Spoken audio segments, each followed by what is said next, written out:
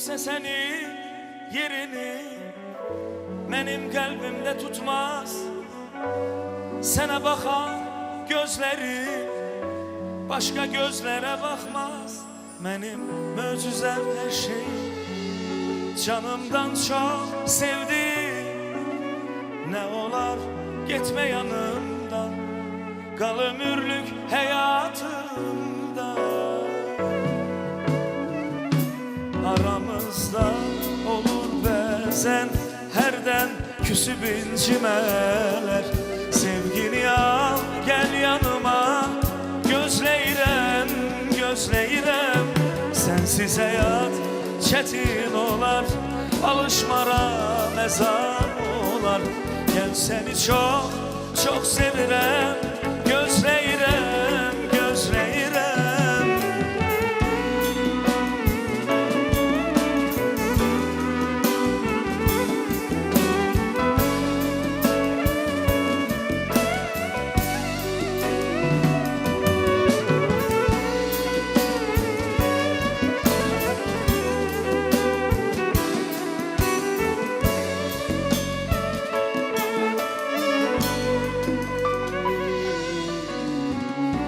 Harda kalmışsan harda, benim gözüm yollarda.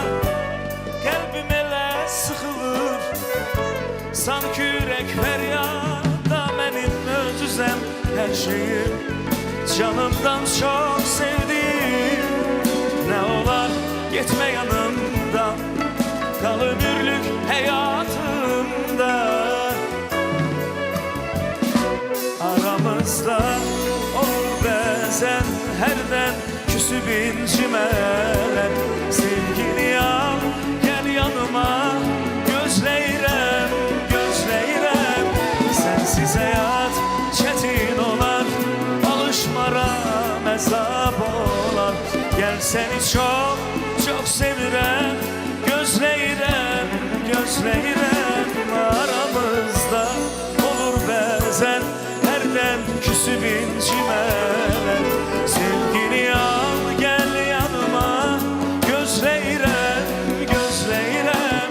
Sensiz hayat çetin olar, alışmara mezap olar. Gel seni çok çok sevirem, gözleyrem.